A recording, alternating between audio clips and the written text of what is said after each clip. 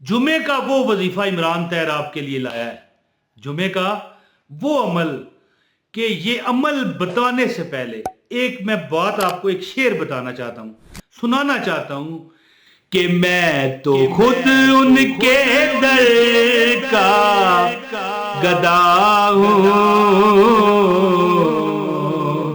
میں تو خود ان کے در کا گدا ہوں، اپنے آقا کو میں نظر کیا دوں، میں تو خود ان کے در کا گدا ہوں۔ بسم اللہ الرحمن الرحیم، السلام علیکم۔ اپنے آقا کو میں کیا نظر دوں؟ میں لاہور میں ہوا کرتا تھا، پڑھتا تھا، شاید 1993-94 کی بات ہے۔ تو وہاں پر محفل میلاد ہوتی تھی، ٹاؤن شپ میں ہوتا تھا ادارہ منہاج القرآن کا، وہ علاقہ ہے، وہ ادارہ ہے، وہ جگہ جو تھی، انسٹیٹیوٹ جو تھا۔ تو وہاں پر وہ بندہ آیا جو نابینا تھا، اور یہ شعر بھی اسی کے لکھے ہوئے ہیں جی، میں تو خود ان کے در کا گدا ہوں۔ یعنی کہنے کا کہ اب ہم بھی نابینے ہیں، یاد رکھنا کہ ہمیں بھی وہ چیزیں نظر نہیں آتی جو ہمیں اللہ دے رہا ہے، یا جو اللہ تعالیٰ ہمارے اوپر نعمتیں نازل فرما رہا ہے۔ ابھی یہ ویڈیو بنانے سے پہلے مجھے چھینک آئی نا، تو بڑا دل ہلکا پھلکا ہو گیا، چھاتی، تو میں نے کہا پروردگار یہ چھینک جو ہے یہ کتنی بڑی نعمت ہے۔ تو ہم بھی نابینے ہیں، ہمیں بھی نظر نہیں آتا کہ اللہ ہمیں کیا دے رہا ہے۔ تو شاعر کہتا ہے کہ میں تو خود ان کے در کا گدا ہوں۔ گدا کس کو کہتے ہیں؟ بھکاری، فقیر کو کہتے ہیں، کہ میں تو خود ان کا فقیر ہوں، میں ان کو کیا نظر دوں گا، جی اب تو آنکھوں میں بھی کچھ نہیں ہے، ورنہ قدموں میں آنکھیں بچھا دوں۔ تو یہ جو وظیفہ ہے نا، انا اعطیناک کل کوثر، جمعے کے دن کا ہے نا، یہ سورہ الکوثر جب ہم پڑھتے ہیں نا، تو یہ حضور پاک صلی اللہ علیہ وآلہ وسلم کی برگاہ میں سمجھ لو کہ ہم ہدیہ پیش کر رہے ہیں۔ میں تو خود ان کے در کا گدا ہوں، اپنے آقا کو میں نظر کیا دوں۔ نظر سے مراد ہوتا ہے نا کہ چندہ، نذرانہ، ڈونیشن، حضور کو میں کیا دے سکتا ہوں، میں تو خود ان کا فقیر ہوں۔ تو ہم یہ سوچ کر کہیں گے، کیونکہ ہم یہ جمعے کے دن کا وظیفہ ہے، سورہ الکوثر کا جو بندہ بھی کرتا ہے اللہ اسے کامیاب کرتا ہے۔ خاص کر یہ جو مبارک مہینہ ہے، اس مہینے کی تو بات ہی کچھ اور ہے جی، اللہ کا مہینہ ہے، یاد رکھنا۔ تو اللہ تعالیٰ کے اس مہینے میں اگر آپ دکھوں سے دوچار ہوں تو پھر مزہ تو نہ آیا نا ہے۔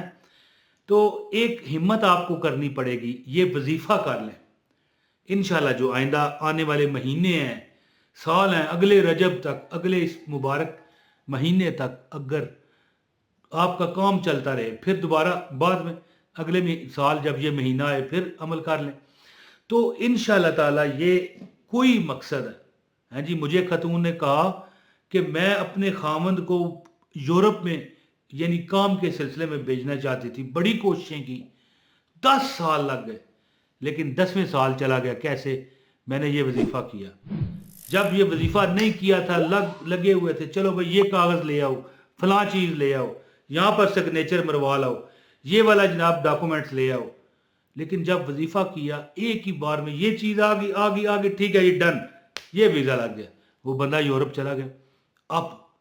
اب جناب اس کا ماڑا سا ماڑا، ماڑے سے ماڑا، یہ پنجابی کا لفظ ہے کہ ماڑے تو ماڑا، کتنا کمانا ہے؟ 10 لاکھ روپے مہینہ۔ اور یار مہینہ، جیسے لوگ کہتے ہیں نا کہ بھائی کرایہ دیتے ہیں، پتہ ہی نہیں چلتا مہینہ کیسے گزر جاتا ہے، یہ سنی ہوئی ہے بات۔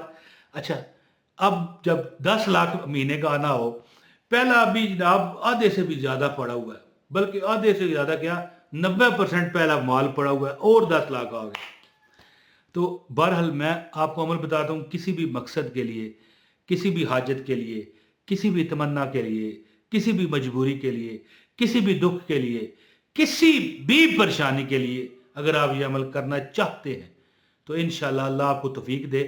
عمل آپ کو بتا رہا ہوں، گزارش ہے اس ویڈیو کو آپ نے ایک لائک کر دینا ہے، چینل پر اگر نئے ہیں چینل سبسکرائب کریں، بیل نوٹیفیکیشن بھی آن کریں، تاکہ میریاں جو وظیفیاں مجھے ایک بندہ میرے پاس آیا نا، تھوڑی دیر پہلے کی بات ہے، کہہ رہا ہے آپ بڑی اچھی وظیفیاں دیتے ہیں جی تو بہرحال میرے وظائف انشاءاللہ تعالی اگر آپ کرنا چاہتے ہیں تو چینل سبسکرائب کریں، بیل نوٹیفیکیشن بھی آن کریں، اور اس کے بعد لائک اور شیئر ضرور کریے گا، اور ایک کمنٹ بھی ضرور کریے گا۔